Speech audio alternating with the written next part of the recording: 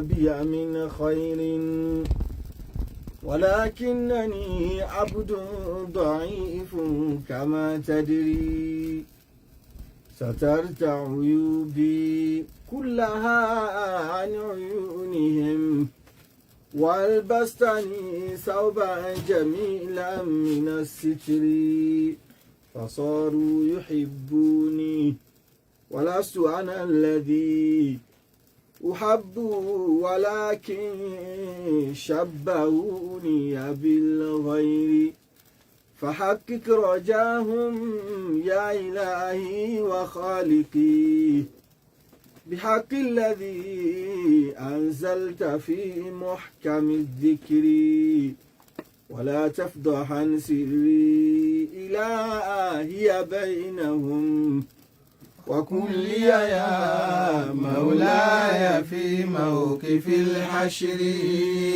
وكن لي يا مولاي في موقف الحشر إن الحمد لله نحمده ونستعينه ونستغفره ونعوذ بالله من شرور أنفسنا ومن سيئات أعمالنا من يهده الله فلا مضل له ومن يضلل فلا هادي له وأشهد أن لا إله إلا الله وحده لا شريك له وأشهد أن محمدا عبده ورسوله إن أصدق الحديث كتاب الله وخير الهدي هدي محمد صلى الله عليه وسلم وشر الأمور محدثاتها وكل محدثة بدعة ومحمد صلى الله عليه وسلم كلام أطلع الله أطلع جنجتر كلام كبار مبان نبي àti gbogbo àwọn ará ilé rẹ̀ àtàwọn sàábé rẹ̀ àtàwọn náà tá à ń gbìyànjú láti tẹ̀lé wọn tí ó fi dijọ́ gbẹ̀ndẹ̀ alkiyama.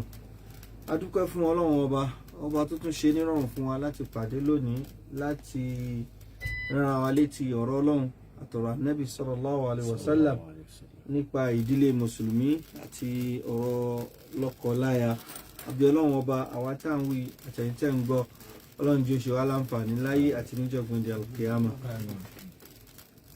A bẹ̀ Ọlọ́run fún àwọn tí wọ́n ṣe onígbọ̀wọ́ ètò wa pé kọ́lọ̀ kó bá ṣàlékún dáadáa fún wọn ní tó ti dánú ọ̀rọ̀ wọn kọ́lọ̀ mọ́jọ dojúrú èyí tó kù díẹ̀ káàtó kọ́lọ̀ kó bá sọ di ìdùnnú fún wọn. Wọ́n ní dáadáa tábà rí mi prógrámù yìí kó máa lọ bá àwọn òbí àwọn méjèèjì tí wọ́n ti wà níwájú Ọlọ́run kọ́lọ̀ mọ́ sábà kẹ́ wọn.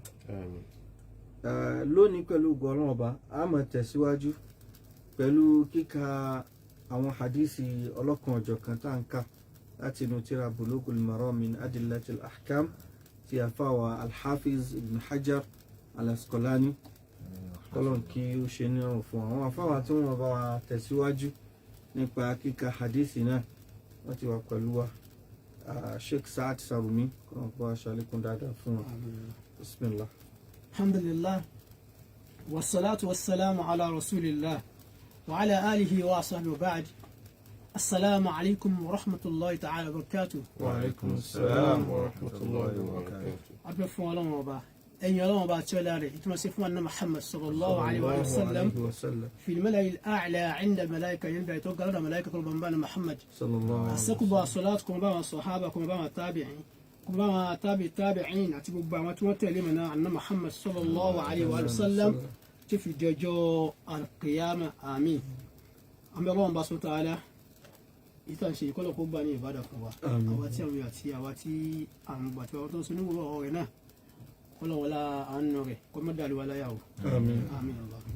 Ní ìjẹ́jọ́ tó lọ orí ọ̀nà Ọlọ́run subhanahu wa ta'ala a sọ̀rọ̀ níbi hadith àfáwà Jabir bin Abdullah a sì sọ ìtàn nípa wọn ní ṣókí ó tó wá bọ́ sínú hadith náà gbà wá hadith náà sọ̀rọ̀ nípa gbogbo ẹni tó bá lọ ìrìn àjò tó bá jẹ́ pé ìrìn àjò yẹn bá jẹ́ ìrìn àjò tó jìn ṣẹlẹ ìsìlámù ni pé inú òfin tí Ànábì sallallahu alaihi wasallam fi lélẹ̀ ni pé wẹ́n nìyẹn kọ́ máa wọlé lọ bá àwọn ará ilé rẹ̀ kó ṣe sùúrù díẹ̀ kó jù fún wọn lára pé èyí ti ń bọ̀ wá kó bá pọ́ wá sí ìkọ́ ọ̀rẹ́yàn pé a ti ń bọ̀ wá ti wà ní ibi báyìí wà ń bọ̀ wálé o àti wà ń mọ́sálásí o wọ́n ti wà ní ibi báyìí o sọ́dà tí wọ́n fi lè tún a ṣe kò ní pípẹ́ pẹ̀lú ohun tí ń gbé káàkiri mọ́tò kò ti sí ilé wọn mọ́ kíkú pẹ̀lú òun náà lọ́wọ́ àti yẹ pé ọkọ̀ tó wá bá pẹ̀lú rẹ̀ àbí yóò ti kú lọ àwọn abọ́kálẹ̀ àti wà ń gárí ìjọba lápọ̀jù àbá ti wà ní ẹyọ nǹkan ní o àti bẹ́ẹ̀ dé. wọ́n ti rẹpọ̀ mọ́ sómi látàárọ̀. nínú ilé. ṣùgbọ́n mo máa ń kùlẹ̀ àwọn ilé tó gbogbo báwọn àbẹ́wò pọ̀ ọmọ ni àbí kíní kankan ni ẹ̀mọ̀ ẹlòmíì gbogbo àwọn aṣọ gbogbo àwọn nǹkan tó pọ̀. ọdún obìnrin mi ò fi ilẹ̀ yọ mọ̀ fi kalẹ̀ síbẹ̀ ní pé kọ́lá pàmpásẹ̀ ni mi ò àjùṣe bẹ́ẹ̀ kan ni kò sẹ́ni kan lé sí. even bọ́kọ̀ wà ń lé gan kò sí tọ́kàn bá wù yín kẹ́ bínú kí n bá jọ bí ni. wọ́n wà bẹ́ẹ̀. pẹ̀lú mi sì rí náà ni.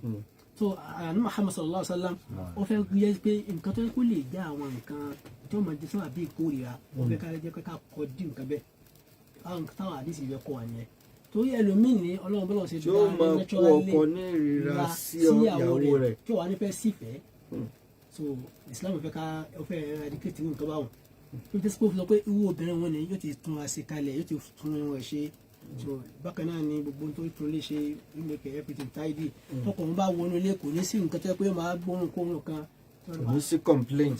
so nígbà míì máa ń ṣe bẹ́ẹ̀ lẹ́ba tó yẹ pé tó yẹ kó bá tẹ̀ bá máa ń travel dáadáa tẹ̀ àti jáde tó lọ tó bá tẹ̀ àwọn tẹ̀ tó ń gbà yẹn láàyè síbi àwọn àyè tó kọjá bẹ́ẹ̀ dáadáa tó bá délé tó bá rí àwọn nǹkan tó fẹ́ yàtọ̀ díẹ̀ ṣe sí téèyàn bá bọ̀ wá láti ìrìn àjò wọn ìmọ̀ ń ṣe ìmọ̀ sábà bíi pé ẹ mọ̀ báwọn o lè fẹ́ sábà bíi tírẹ́dì tó gbogbo nǹkan báwọn ni lẹ́sìn àwọn tó gbọ́ ọlọ́run bá ṣe pé wọ́n travel tó pé wọ́n lọ́ọ̀dì sí hòtẹ́ẹ̀lì ńláńlá àwọn ilé ńláńlá tẹ́sí pé àwọn tó wọ́n lè fún wọn ní hospitality gbà wọn lálejò dáadáa wọ́n fún wọn lóúnjẹ gidi jẹ tó wá délé tó wá rí bí wọ́n kàn sí gbogbo nǹkan tó gbogbo àwọn ṣe àtìlẹ́yìn fẹ́ kẹsì kó ọkọ̀ obìnrin ó kó pèpè ẹ̀kọ́ fọ́kọ rẹ̀ kódà nínú àwọn ẹ̀kọ́ tó yẹ nínú àyà níbi àdìsá náà ti sọ̀rọ̀ lọ́sàáyé ní pínpín àmì ẹ̀gbẹ́ ó gbọ́dọ̀ rí pọ́ ó bá pọ́kọ̀ rẹ̀ travel ó ti wo owó ibi tọkọ rẹ̀ lọ ó wo àwọn èèyàn tó ti mix pẹ̀lú wọn bẹ́ẹ̀ tó wá fẹ́ so oúnjẹ fọ́kọ rẹ̀ ó gbìyànjú kó ẹsẹ̀ ń dowó kẹ́mi náà ṣe kí ni o kí n ṣe àwọn fífọ́ ti fi ìròyìn fún kí n ṣe fún yín ọwọ́ adé kóhun náà jẹun tó dáa kò ní jẹ́ kó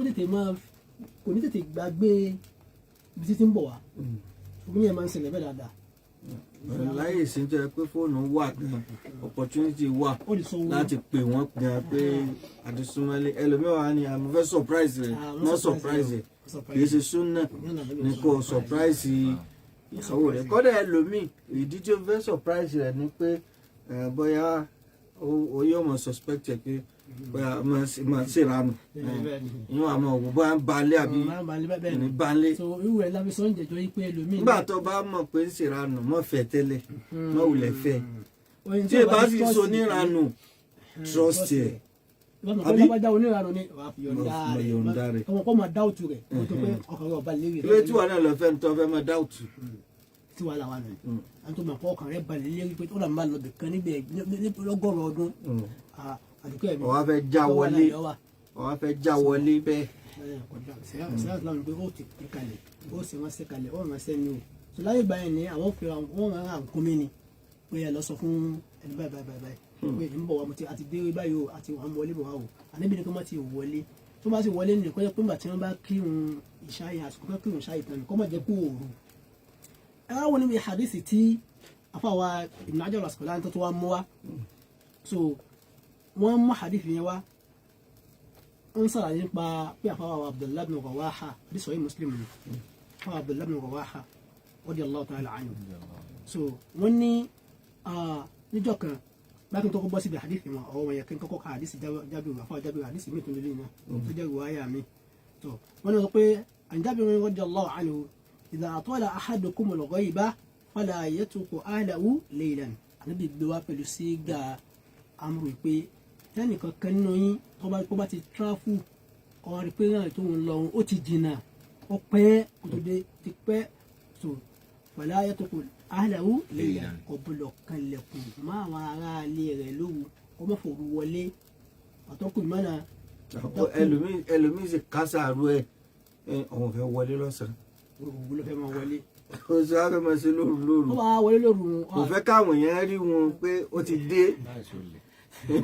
ó fẹ́ fara pamọ́ fún wọn. ní ìlànà ọlọ́wọ́ wọlé àtọ́ríkù nígbà mi wọ́n máa pè é ráwọ̀ wọ́n mi wá sí pé tọ́ríkù ní olè nígbà mi náà tó pé nígbà tí yẹn sọ lè ó dá kéèyàn wọlé ní kéèyàn fún máa wọlé tó ní àdébí sọ pé àdébí pàṣẹ yẹn pé kò gbọdọ̀ wọlé bẹ́ẹ̀ àwa San'ani rahimahullah ta'ala wọ́n mú hafaru kawa àwọn mú hadith kawa wọ́n ní àfáwọ̀ Abdullah ibn Rawaha radiyallahu ta'ala anhu wọ́n níjọ́ kan so دليل وني أقول أبو عوانة في صحيح أبو عوانة روا لا يستجابه أن عبد الله بن رواحة أتى امرأته ليلا wọ́n dúdú kan wọ́n wọlé lóru wá wọlé tọ̀ ìyàwó wọn lóru so wọ́n fi pé wọ́n travel lọ nígbà tí wọ́n á dé òru náà fi wọlé tọ́ wọ́n ní wà indaha imra'atun tamshituha fadhanna rajulan bàtí wọ́n wọlé lóru yẹn ó bá rí kóbìnrin kan bẹ tí ń bá yarun obìnrin yẹn ń bá ìyàwó rẹ̀ ya ẹ̀wọ̀n nípa obìnrin sóbìnrin ń bá tún rẹ̀ ṣe bàtí wọ́n wọlé fadhanna rajulan sọ́pọ̀ òun ló fi wọlé òun bá rò pé bá yá ọkùnrin kan ni tó bẹ́ ọkùnrin kan lọ́wọ́ káyàwó òun mẹ́lẹ́ ni wọ́n bá yarun àyè gbà débi pé nítorí yarun kún ìyàwó rẹ̀ èrè ẹ bá tásì pé kí ni ṣẹlẹ̀ yìí ó bá padà yọ. so gbogbo ẹni tó bá jẹ́ ọ̀bọ ìwọ yìí àwọn èrè ọ lọ sí lónìí tọ̀ bó tó wá rí pọ́n padà wá rí pé ọkùnrin ni ọ̀hún wá dọ́dà pé ọ̀pọ̀ wá rí kóbìnrin pé eléyìí ṣe obìnrin sóbìnrin ni àákàn báyàwó mi tó ń ṣe ni ọba dọ́dà ní Muhammad sallallahu alaihi wasallam so lọ́dọ̀ náà Muhammad sallallahu alaihi wasallam níbi wá fi sọ pé wọ́n ní náà an yatruka ar-rajulu ahlahu layla. torí pé wọlé lóru ló jẹ́ kó rò pé bọ́yọ̀ ọkùnrin ni tó bá yẹ pé wọlé lọ́sàn-án lójúmọ́ mọ́. obìnrin ń bá obìnrin ìyàwó rẹ̀ kan ní àbábọ̀ rẹ̀ kan ní nígbà tí wọ́n bá tún wọ́n ṣe. pé ó dáa kẹ́hìn tètè máa gbéra. ẹ wá wà fáwọn Abdullahi mi wá ẹ rí i pé ọ̀rọ̀ tá a sọ yìí ọ̀rọ̀ tó lágbára ni ẹ pé ọ̀rọ̀ tó lágbára ni bó ti wá wà wọn nínú àwọn èèyàn tí wọ́n dá síyàwó wọn lọ́wọ́ tí wọ́n ní ìwà àwọn àwọn sábà ní Muhammad sallallahu alaihi wasallam ọ̀pọ̀lọpọ̀ wọn alhamdulillah wọ́n kẹ́kọ̀ọ́ lọ́dọ̀ ànábì pé ànábì náà pé wa ana khayrukum li ahli sallallahu alaihi wasallam wáyà làwọn sábà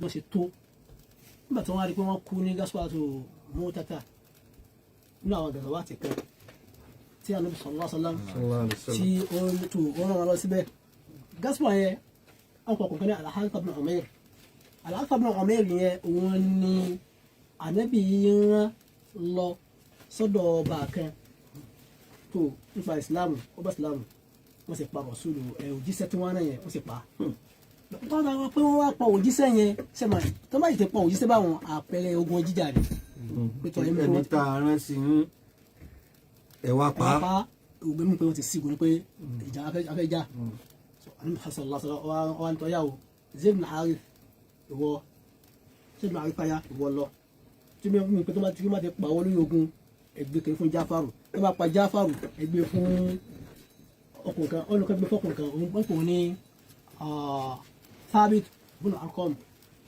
yóò ní òun wá padà wá gbé fún Khalid bin Walid nígbà wọ́n bẹ̀rẹ̀ tí wọ́n pa ọ̀fà Abdullahi bin Rawaha náà so wọ́n bẹ fún Jáfàrù wọ́n bẹ fún Abdullahi bin Rawaha àfà Abdullahi bin Rawaha wọ́n wá kú sójú ogun pẹ́sọ́ tó Mu'tata ibẹ̀ ló kú sí àwọn pé gbogbo yẹn ṣe lágbára tó torí kọ́ríà kan tó ń pè ní Mu'tatu kọ́ríà yẹn ni wọ́n pa àfà wa Abdullahi bin Rawaha sí wọ́n fẹ́ lọ́nbẹ̀ ní pé ìgbà tó wá di wá kú tán ọkùnrin kan wá fẹ́ náà sábà ní Muhammad sallallahu alaihi wasallam ọkùnrin kan fẹ́yàwó rẹ̀ ìgbà tó ń kú tán ọkùnrin kan wá fẹ́yàwó rẹ̀ wọ́n á di jọ́kàn tó wá jọ tí yẹn ọkọ̀ àti ọjọ́ máa ń wà nílé tọ́jọ́ máa ń dámọ̀ ìnànú ilé wọn tó máa ń dọ̀wẹ́ kẹnu ilé wọn wọ́n á ní ìjọ ọmọ al-tadrina lima tazawwajtuk ìjọ ọmọ tó fọ́ àti mo fi fi ọgán wọ́n á ní ní ọmọ tèmi kọ́lẹ̀tìlá wọ́n á ní tó tẹ́yẹ̀ pé láti lè mo fẹ́ mọ̀ nípa sọ̀níì Abdullah làádìrí sọ̀níì Abdullah mo fẹ́ mọ̀ nípa àwọn àkàbárù rẹ̀ mo fẹ́ mọ̀ pé bí sí máa ń ṣe tó bá wà nínú ilé fi bẹ́ẹ̀ tì í. torí àwọn sálà fún wọn fẹ́ mọ̀ gba information tí wọ́n wá dọkumẹ́ntì kalẹ̀ fáwọn tá à ń bọ̀. so ó fẹ́ mọ̀ pé bó o ní Abdullah ibn Rawaha ṣe máa ń ṣe síyàwó rẹ̀ ó wá ń béèrè lọ́wọ́ yà pé bó fẹ́ mọ̀ tó jẹ́ kí n fẹ́ tó wọ́n fẹ́ mọ̀ bí Abdullah ibn Rawaha ṣe máa ń ṣe sí ọ bí ṣe máa ń ṣe nínú ilé ẹ̀wá o nípa nígbà míì. direct information yóò rí gbà lọ́tọ̀ bákan náà ni pé ó ní pé ẹlòmíì ò kì í ṣèyàn tó yẹ pé ó lè fọwọ́ sọ́yà pé ẹ lọ bí ìyàwó mi bó mo ṣe rí bẹ́ẹ̀ni ẹlòmíì àbóbìnrin mi náà. ọkọ obìnrin mi ò tẹ tó bá ní kóbìnrin mi wá sọ ń pọ ọkọ rẹ̀ àbá ilé okùn ọ̀dà ọkọ kò ní tó rà lẹ́gbẹ̀rún ọ̀kẹ́ mi ní tọrọ gàkàrí pé kò ní tó rà ní tọrọ. ọkùnrin ká sọ́ra wa ẹwà wọn torí pé information tó bìnrin yẹn bá fún yàn gbẹrẹ wà jẹ ní o tó bìnrin bá sọ pé lábàjá ẹlẹ́sìn Ọlọ́run ni àbá lábàjá tó bá ti parọ́ tó dáhùn mí wà irọ́ pọ̀ ẹlòmíì wà àbí bẹ́ẹ̀ ni àdáadáa wọn pọ̀ afáyè tàwọn òkúrọ̀ kalẹ̀ yóò sọ ní tí ọkọ rẹ̀ ṣe yóò hun yóò sì jọra wọn so àmọ́ Ọlọ́run bá sì mọ̀ àwọn kọ̀ọ̀kan Ọlọ́run sì tó fi hàn mí náà pé lágbájá ìwọ ni. àmì tó bá bẹ̀rù Ọlọ́run bá nu wọn. bá sọ bí àwọn ìyàwó àwọn ẹni rí ọkọ mi ìmọ̀ sí báyìí ọkọ mi wọ́n sọ gbogbo ìbádọ̀ ọkọ wọn bí àyàwó Aisha radiyallahu ta'ala bí wọ́n sọ pàdé Muhammad sallallahu alaihi wasallam àwọn aslu rẹ̀ náà nù. àwọn àṣírí yẹn ọ̀dọ̀ Aisha láti rí gbogbo tó ní ṣe pẹ̀lú àwọn ẹ̀mà tó wọ́n ní Abdullahi bin Rawa ẹ̀mà wo ni pé tó wọ́n fẹ́ jágbèsè wa owó ìpè ọkọ̀ àwọn afáwọ́ tó gbàdí sọ wa Abdurrahman bin Abi Layla lọ́gbọ̀rọ̀ yẹn wa nínú síyàwó Alamun Nubala náà lọ́wọ́ yẹn wa Imam Zahabi ó ní tó wọ́n fẹ́ jáde nínú ilé ó ní yọ ọkọ̀ sẹ́kìnì yusalli rak'atayn idha arada an yakhruja min al-bayt salla rak'atayn tó wọ́n fẹ́ jáde báyìí tó wọ́n fẹ́ jáde pé mo ń lọ bí sẹ́ni o mo ń lọ bí kẹ́ni yọ ọkọ̀ sí náfìlà ká méjì náà ìbádọ̀ ọkọ yẹn ní sọ yẹn o ọ̀pọ̀lọpọ̀ wa lónìí aka máa fẹ́ràn ṣe súnà lásán àfẹnudẹ́ mùsùlùmí lásán kò ní sí àwọn iṣẹ́ àtìsíwájú iṣẹ́ tẹ̀ máa fi ń rí Ọlọ́run bá wọ̀ tí Ọlọ́run bá lákì àmọ́ kò sí àfi fíìmù ní ẹlòmíì báyìí wọ́n wọ̀ pé fíìmù 6-9 yóò máa wò yóò tún jìnnà lóru kò ní sí náfìlà kankan kò ní sáré kò ní sí tìláwà kò ní sí náà kan bóun ni mùsùlùmí ṣe máa lò sẹ̀mí tí ò ní pílánì àìsẹ̀mí rẹ̀ fẹ́ yóò kó ran ìyàwó náà onífíìmù ni yóò tún wá kó fíìmù ran ìyàwó àbí kí ìyàwó jó ní fíìmù ó kó ran ọkọ náà la gbọ́dọ̀ ṣọ́ra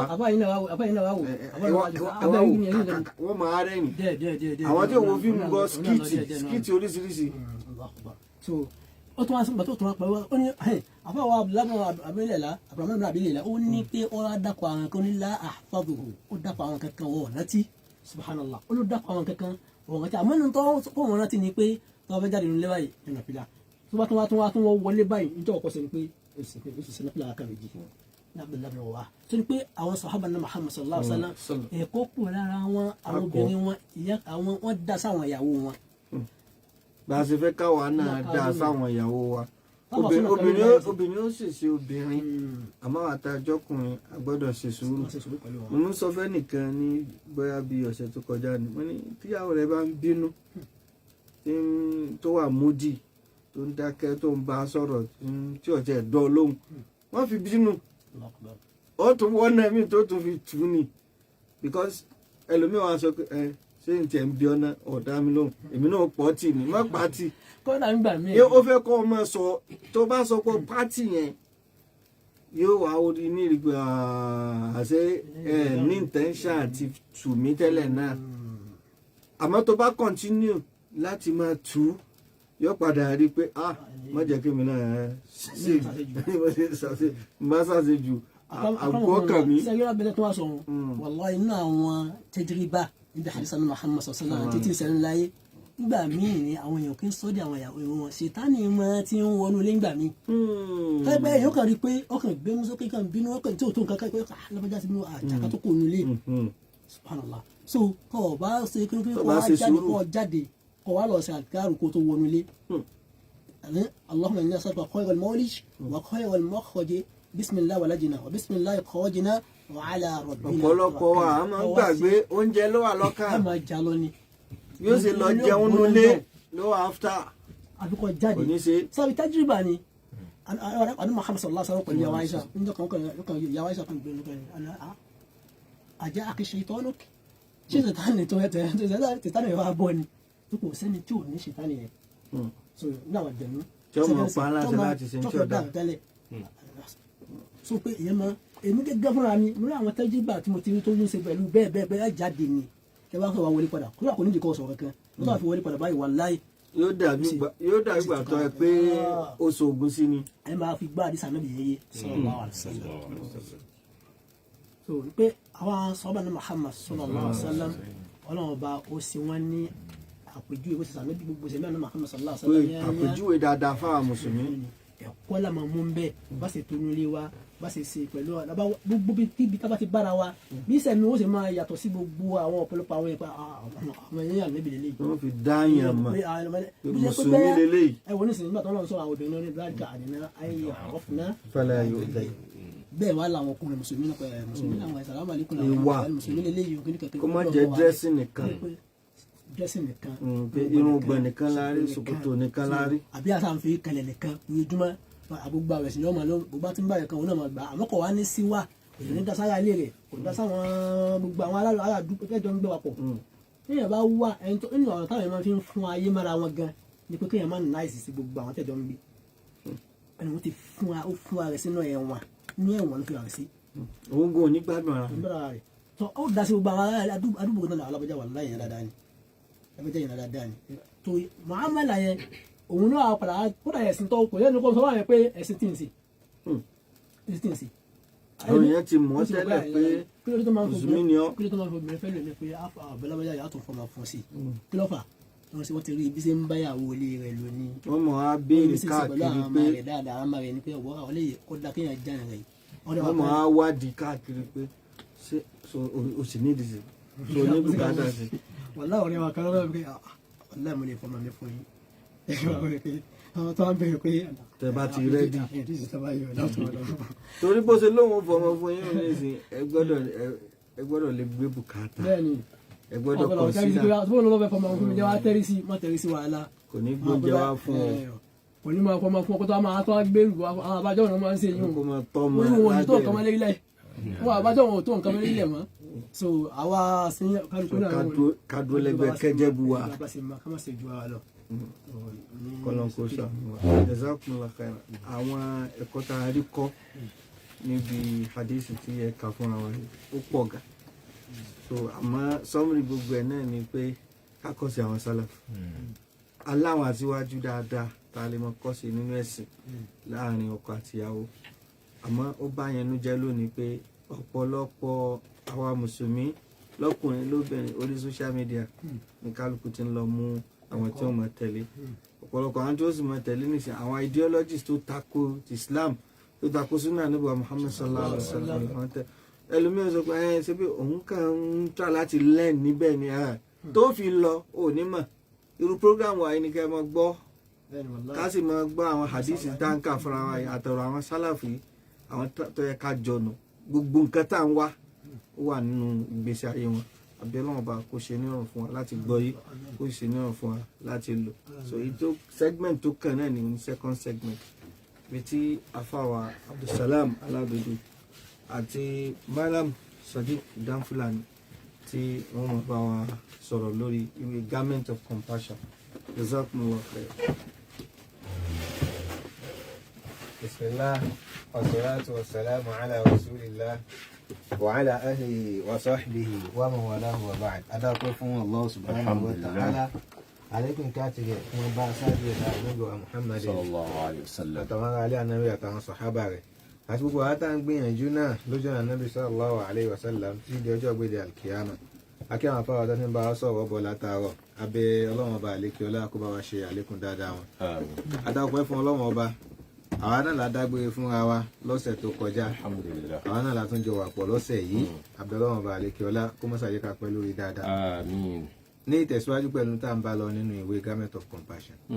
A ṣàlàyé lọ́sẹ̀ tó kọjá wípé a ti parí gbogbo review yẹn lórí ìwé yẹn. Bẹ́ẹ̀ni. N táwọn tí wọ́n kàwé tí wọ́n sọ nípa ìwé àǹfààní tí wọ́n rí níbẹ̀ àwọn nǹkan tí wọ́n kọ kalẹ̀ a ṣàlàyé fúnra wa. So yín tó kù ni pé ká bọ́ sínú ìwé àwọn chapters tó wà nínú ìwé ká máa múlẹ̀ kọ̀ọ̀kan àti wá mú chapter 1 lọ́sẹ̀ tó kọjá. Eléyìí tó jẹ́ marriage gẹ́gẹ́. tó sọ̀rọ̀ nípa marriage gẹ́gẹ́ nínú Islam. Because èèyàn ò ní kọ ìwé nípa ọ̀rọ̀ ìbálòpọ̀. Tí ò ní sọ̀rọ̀ nípa marriage. Kó wá máa sọ̀rọ̀ nípa ìgbéyàwó. Torí tí ó sọ ìbálòpọ̀ dẹ̀ tọ́ fún yàn náà ní ìgbéyàwó. Òun gẹ́gẹ́ ni marriage now.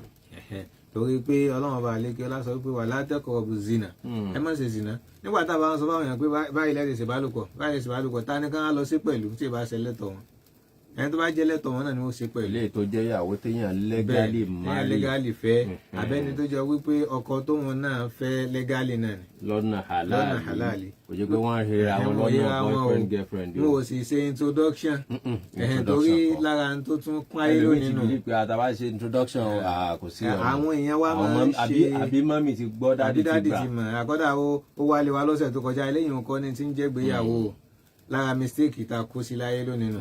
ẹ rí àwọn èèyàn yóò lóun fẹ́ lọ fi obìnrin tó wọn fẹ́ òun fẹ́ lọ fi hàn wọ́n nílé obìnrin náà sọ pé òun fẹ́ lọ introduce ọkùnrin tó wọn fẹ́ òun fẹ́ lọ introduce sí wọn nílé wọ́n wà nítorí àwọn fẹ́ ṣe introduction wọ́n lè gba tẹ́ǹtì 8 àwọn míì tẹ́ǹtì 5 kọ́dẹ̀ lómi tẹ́ǹtì 3 wọ́n dáná wọ́n ṣe ìrẹsì wọ́n ṣe wà wọ́n bóyá kọ́dà àwọn mọ̀lẹ́bí àwọn mọ̀lẹ́bí ìyàwó àbí mọ̀lẹ́bí ọkọ wọn mọ̀ yarí lọ́jọ́ tó jẹ́ pé àti fi wọ́n fúnra wọn o táfà mi bá fẹ́ sọ pé àyè jẹ́ ká sọ ìdí báyìí náà adúrú ráìsì àpò kan táfà mi bá sọ pé tọ̀ àfà mi ò ní àyè ká fi wọ́n fúnra wọn báyìí náà ní rárá o rárá sí aṣọ igi o àti so igi kan ọmọ mi mọ́ la fẹ́ ṣe lónìí o wọ́n sì pé alága dúró àtàlága àjòkó àwọn àfà náà tún wé láwà ní wá wọ́n ní ẹja so igi wọ́n ní rárá pé àmọ́ mi mọ́ lásán ni tọ bẹ́ẹ̀ sì sọ pé màmí wọn lásán wọn ni kódà ọkùnrin mi ò tún kó sàdáàkì wá pé ẹjọ́ gba sàdáàkì lọ́wọ́ mi wọ́n ní rárá kò gbọ́dọ̀ gbà àní màmí mọ́lá fẹ́ ṣe bí lónìí àṣẹ wàlímà sẹ́ ìkún wa ṣe békété wọ́n sì gbà bẹ́ẹ̀ àwọn èèyàn àlọ́mọ kọlu ra wọn àfáà àwọn tí òbí gbé bẹ́ẹ̀ wọ́n ti sí géètì aláàlẹ́ rẹ̀ ni wọn ò ní mọ̀ pé àrọ́mù ni ẹni tó bá kọlu ra wọn bá ní oyún tí wọ́n bá ní látara rẹ̀ ọmọ tán bá bí ọmọ rẹ̀. oyún kóyún ni bí olórin kan ṣe wí ní yóò ní tó ní. tó bá ti lóyún kóyún. onísàárà ní sàárà ní báwọn. ẹ̀kọ́ tó wá jáde. bàbá. bó jẹ́ pé ọ̀rọ̀ tí ò dáa ni ọ̀rọ̀ ọ̀daràn ni. bẹ́ẹ̀ni nítorí àtẹni tó gbé oyún sàárà àtẹni tó fún ẹ̀ lóyún sàárà ọ̀daràn náà àwọn méjèèjì.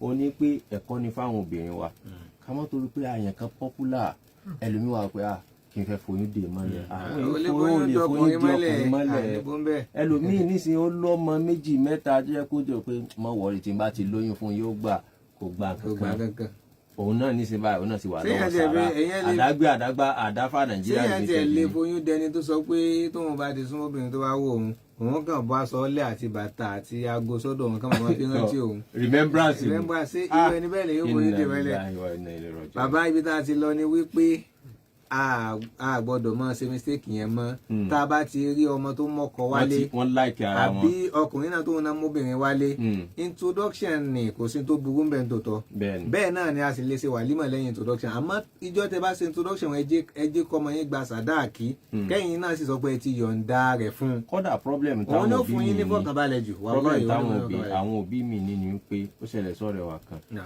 wọ́n tiẹ̀ ti ṣe nìka wọ́n ní rárá o àwọn ó ṣe kinní ni o àwọn ṣe káyé gbọ́ kinní kan kódà ó sọ láńgbèjì kan tí yìí lè gbàgbé àwọn èèyàn ìyàwó náà sọ pé àwọn lè gba ọ̀lì tí wọ́n á máa bẹ̀rẹ̀ wọlé báyìí èwo ni ọ̀lì tí wọ́n bẹ̀rẹ̀ wọlé àmọ́ ọkọ tó pé wọ́n ti ṣe yìgẹ̀ wọ́n ti ṣe nìka wọ́n ti gbogbo ẹ̀ wọ́n ti kóbì wọ́n ti gba sàdáàkì èwo tún ni wàhálà eléyìí tẹ́ ẹ ṣe ọlọ́run bá ti bá yín fà àlùbáríkà sí ó ti tán basic ni wípé ká mọ̀ pé irú ìyàwó wo ló fẹ́ fẹ́ irú ọkọ wo ló fẹ́ ní nílọrin aládà kan wà tó dáa tó jẹ́ pé ó dáa pé ó sì bẹ́sìn lọ púpọ̀ wọ́n máa ti béèrè pé ọmọlé boniọ́ gba ọmọlé aládùúgbò ní mi ok kò burú ọmọ ìwọ ńkọ́ ọmọlé mọ́dìbò ní ok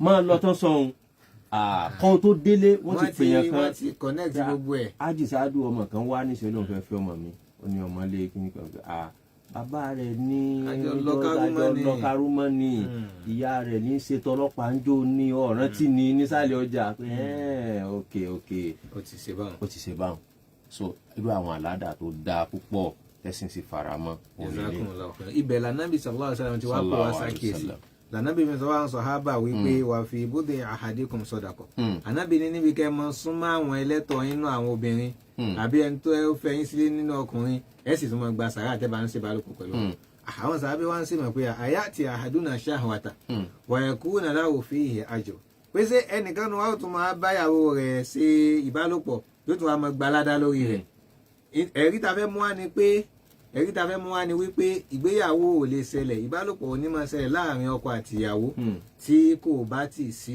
igi o.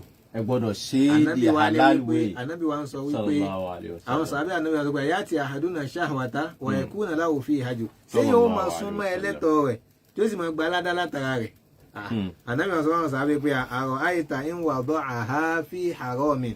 tẹ bá lọ lè ṣe lọ́nà tí ì ṣe ọ̀nà ẹ̀tọ́ sí kò ní pẹ̀sẹ̀ kalẹ̀ fún ni wọ́n ní bẹ́ẹ̀ ni ó ní kàdálíkà ń wọ́n bá àwọn afi halali kánà láwọ̀ àjẹ́ bẹ́ẹ̀ náà ni tó bá ṣe lọ́nà ẹ̀tọ́ bẹ́ẹ̀ náà ni ó ṣe gbà ládàá náà yóò gbà ládàá bẹ́ẹ̀ náà. tó o ní pé lára nǹkan tí yẹn máa fi ń súnmọ́ ọlọ́run ọba ó ní pé kíyàn dá sí ìyàwó yẹn alákọ̀ọ́kọ́ yàgòjẹ́ pé tíyẹn bá ń bá a lò lọ́nà halali bọ́ ọlọ́run ọba àtànẹ́bí sallallahu alaihi wasallam bí wọ́n ṣe sọ èyí tó mọ̀ gbà ládàá mínítà tí pé kò sí nǹkan kan tí Islam fi kalẹ̀ tó jẹ́ wípé ṣe ní ṣíṣe o àfi kó tún gbà ládàá ń bẹ̀ ni ẹ wọlé tó wà ń bẹ̀ so òun ẹlòmíì wàá fọwọ́ rẹ̀ hẹ̀hẹ̀ mú pé wàláhì in tó fà á tá a bá there is a surge now in men who do not want to get married àtàwọn obìnrin náà fẹ́ pé àwọn náà ò fẹ́ lọ́kọ ńlé kò sì sí tó fà tó jọ wípé in tí àwọn èèyàn máa ń gbádùn nínú ìgbéyàwó wọ́n ti mọ́gẹ́jì gbádùn rẹ̀ láì tí lọ́kọ láì tí níyàwó. kódà níbi tó bá ẹni jẹ́ wọ́n ní ẹlòmíì gan indomie ní wọ́n á ti fún ní indomie tí ń ṣe ti tán. ẹlòmíì ṣàwámà ni òun tún gbé pẹ́ẹ́lí ó dà pé ṣàwámà ló mọ̀ yìí. ó tún wọ́n jù lọ òun tún gbé pẹ́ẹ́lí ẹlòmíì ṣàwámà àti pọ́stò orí títí wo ti dín lójú rẹ̀ náà ó ti dín báyìí. ojú rẹ̀ náà ó ti dín báyìí pẹ̀tù ó ti tán.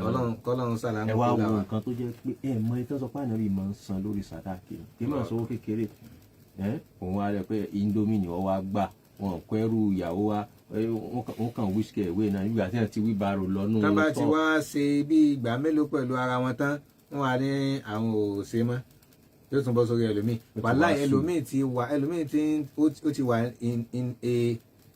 ti wà in a relationship àbí ká sọ pé situationship for 8 years àbí 10 years. tó jẹ́ pé wọ́n kàn sáà wà bẹ́ẹ̀ ni wọ́n ti jọ wà fún ọdún mẹ́wàá gbáko ṣé wọn pé tíyẹn bá fẹ́ ra yẹn lọ́nà ẹ̀tọ́ ọdún mẹ́wàá yẹ kí ẹ ti bímọ 4 àbí 3 ṣẹgẹtì báwọn àmọ́ ẹ wá jọ wà láàrin ọdún mẹ́wàá ẹ fi ń ṣe boyfriend girlfriend gbogbo tọkọ àti tí ọmọbìnrin míì ti dánwò lọ́wọ́ ìbálòpọ̀ wàláì màmá rẹ̀ ò tí ì dánwò látìgbà màmá rẹ̀ ò tí ì ṣe látìgbà tó ti wọlé ọkọ bẹ́ẹ̀ náà ni tọkùnrin míì náà ti dánwò bàbá rẹ̀ ò tí ì ṣe látìgbà tó ti fẹ́ yàwó sílé eléyìí kìí ṣe lànà àwa táǹpẹ̀ àwa ní mùsùlùmí ká kíyèsí so n tí chapter ìfẹ́ ti rẹ̀ nípa marriage nínú Islam kí ni tí ẹ̀sìn sọ nípa rẹ̀ fún àwọn àtàbá fẹ́ dá sórí ètò a lè pè wá sórí nọ́mbà 090-7238-6975 090-7238-6975 tàbí ká pè wá sórí 081-3464-4877 081-3464-4877. Now káwá tẹ̀síwájú àwọn barista wa wá mú hadithi kan wá látọ̀dọ̀ Ànábì sallallahu alaihi wasallam. Alaikum salam. Wa alaikum salam wa rahmatullah. Àmín.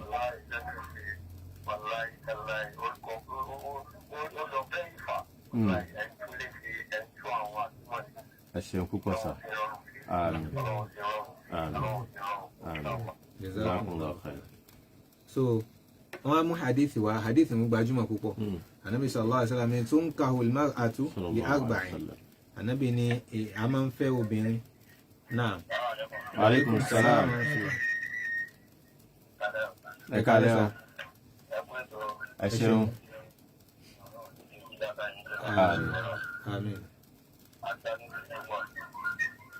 Ẹ dá sí tó sà. Ẹ dá sí tó sà. Tọ́ ẹ ṣeun gan. Jazakumullahu khair.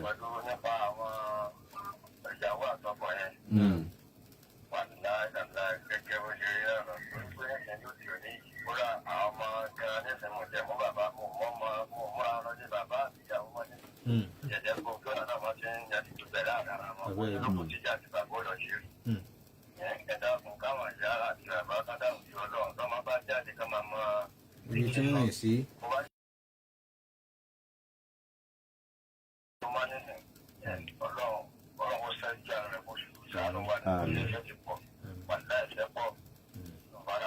Ọ̀rọ̀ tó sọ yìí ọ̀rọ̀ tó ṣe pàtàkì púpọ̀ ni lára ọ̀nà táwọn òbí mi náà máa ń gbà kọsẹ̀ níwájú Ọlọ́run ọba òun náà ni wípé kéèyàn máa mójútó ọmọ àbí kéèyàn òbí mi rí ọmọ tó sọ fún wípé bá mi mọ́ mi mo ti ṣetán ẹ jẹ́ mari wọ́n ní rárá kò ti yà ó gbọ́dọ̀ kàwé rẹ̀ tán ni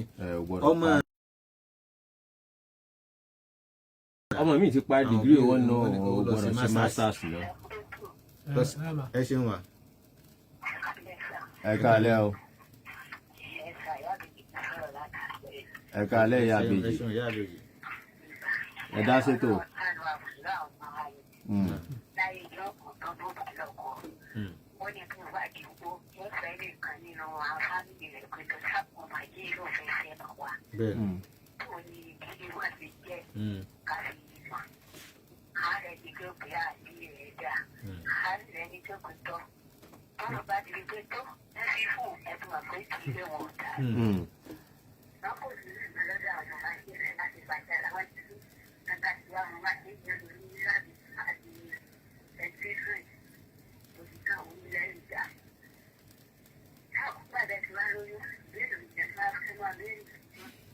bẹ́ẹ̀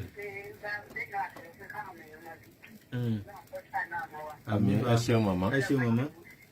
kò sí òótọ́ ni tí màmá sọ nígbà tó ọmọ bá ti lóyún kò sí béèrè mọ́ kò sí kankan ẹ mọ́. máa ti lọ lókun ẹ máa ti lọ ni. kódà níbi tó wá bá ẹnu jẹ dé àti ẹrẹ lómi tó wà lọ sọ pé ṣé mi nìkan lájọ ṣé èmi nìkan ni mo ṣe nìkan tọ̀ ẹ wá wo embarrassment ẹ mọ tó yẹ kẹ ẹ máa sọ pé tó yẹ kó mọ bẹ̀ yín pé ẹjọ́ mo fẹ́ fẹ́ ọmọ yín ẹ wà mọ bẹ̀ pé tó dákun o sì gbọ́ ọmọ yìí má dojú tì wá. èyí tó sì wá bá yín pẹ̀lẹ́pẹ̀lẹ́ tó wá bá yín pẹ̀lẹ́pẹ̀lẹ́ ẹ wà máa ranjú mọ́ pé kí ni ìṣẹ́wò ló ní lọ́wọ́ eléyìí sì báyìí kódà wọ́n tún máa tọ́ pé ẹ mọ̀ wọ́ọ̀rì àfọ̀ ní kíní kan tó mọ̀ ṣe tá a mọ̀ dojú tì wá.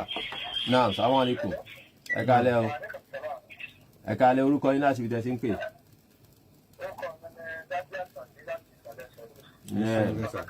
ẹ ṣeun gẹ́sà ẹ dá sétò sà.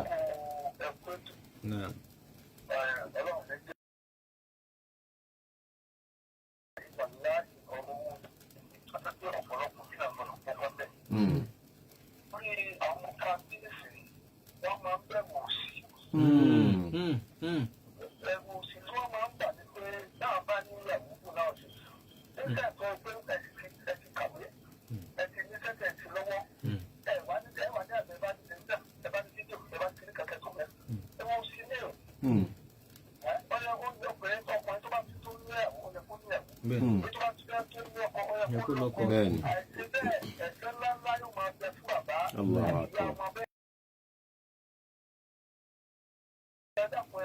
ẹ ṣeun púpọ̀ ẹ ṣeun púpọ̀ ẹ ṣeun. Ọlọ́run bá ṣàlékún dára fún yín kò sí ọ̀rọ̀ tó kò sọ sí yìí tí wọ́n sọ. ẹlòmíì ó sọ pé ẹ torí pé òun ti rí certain bedroom flat gbà òun fẹ́ ra tv òun fẹ́ ìwọ náà lọ fẹ́ ọmọ tó mọ̀ pé kò ní gbọ́ lẹ́nu. èèyàn kan sọ̀rọ̀ kan ọ̀dọ̀ orí social media mo ti rí àmọ́rọ̀ ẹ̀ valid ó ní ìwọ tó ń gbé lágége tó wá lọ fẹ́ ọmọ ní Banana Island ó yẹ kó o ti mọ̀ pé wàhálà lọ ṣekú tí ó gé ọjẹ báwọn. torí nísìnyí níbi tó wà lágége nísìnyí ó lè jẹ wá ó lè jẹ búrẹ́dì òun tiẹ̀ nísìnyí tí ó bá bẹ̀rẹ̀ sí ní jẹun ilé oúnjẹ ńláńlá ni ó mọ bóyá nísìnyí tó bá ní plate ọbẹ̀ lásán wọ́n ní kinní kan wọ́n sọ wọ́n máa ń pè ní okra kinní kan seafood okra yóò dà fún yín wọ́n ní 10,000 lẹ́yọ̀ kan. Wa alaikum salaam. ẹ ṣeun gan ẹ ṣeun gan ẹ ṣeun gan sa. Àmín. Àmín. obìnrin kan bẹ náà ló ń bí ládùúgbò ọ̀nà tọkọ bá lọ bí jẹ́ bí ara ilé kan bóyá fẹ́ bí ìyàwó kan bí kan ẹ̀ka lọ lọ́pọ̀ ọ̀dà pé òun ọ̀sọ́lọ́pọ̀ kọ̀ọ̀kan òun tó jáde nílò kíkà lọ́pọ̀ bá dé. ẹ̀lẹ́ ọjọ́ nọ́mbà 1 mo rí pé inú àsìkò ìyá tó lè dúró èèyàn bẹ́ẹ̀. ọlọ́wọ́ jẹ́ mi yóò ẹ ṣeun gan bó ṣe yẹ kó rí nù obìnrin gbọ́dọ̀ máa ilé tó bá fẹ́ láyọ̀ ìtọ́lọ́ ni kó mójútó náà lòun mójútó ni ọlọ́run ni wà kọ́rọ́nà fi buyutikunna wala tabarrajna tabarrujal jahiliyyati ọlọ́run ẹ̀yin obìnrin ẹ jókòó nínú ilé yín ẹ má jáde ń jáde aláìlẹ́kọ̀ọ́ àìlẹ́kọ̀ọ́ ni kóbìnrin jáde ńlé láì gbà yọ̀ǹda lọ́dọ̀ ọkọ. Assalamu alaikum.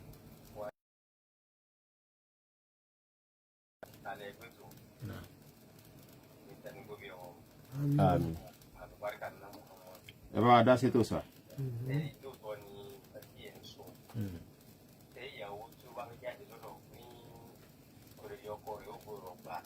bẹ́ẹ̀ni.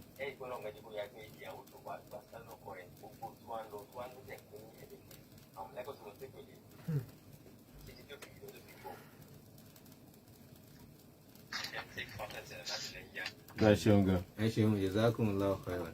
So àkòrí ọ̀rọ̀ náà ni wípé ká bẹ̀rù ọlọ́run ọba ọ̀rọ̀ àwọn tó bá tó kí wọ́n lọ́kọ kán níyàwó náà àwọn ọmọ wa ẹ dákun ẹ jẹ́ ká ṣe é fún wọn lọ́nà tó dáa ẹ jẹ́ ká wò bí náà ká wòra wa àwọn ọmọ wa ẹni tó mọ̀ mí ń dánwò wàláhì ìjọ tó bí mi bá mọ̀ yóò sì bú sẹ́kún. yóò bú sẹ́kún àbí yóò gbẹ́mí mi. ẹ lọ wo àwọn ọmọ yín lè wé ẹ kàn lọ. ẹ má sọ fún wọn pé ẹ ń bọ̀ wá ẹ wá lọ bá wọn. ẹ lọ léwé ọmọ mi ti blọọkì bàbá rẹ̀ lórí WhatsApp. lórí gbogbo ọ̀nà ó ti blọọkì àwọn mọ̀lẹ́bí rẹ̀ lórí social media. kódà níbi tó lágbára bẹ́ẹ̀ bá jálu ọmọ mi lórí TikTok ẹ káwọ́ lórí báyìí pé màmá eléyìí ti fabẹ́ jóná. ó wá bá ẹ nínú jẹ́ àwọn pé Rahma kọ́ yìí Fatima kọ́ yìí ni Khadija kọ́ yìí ni.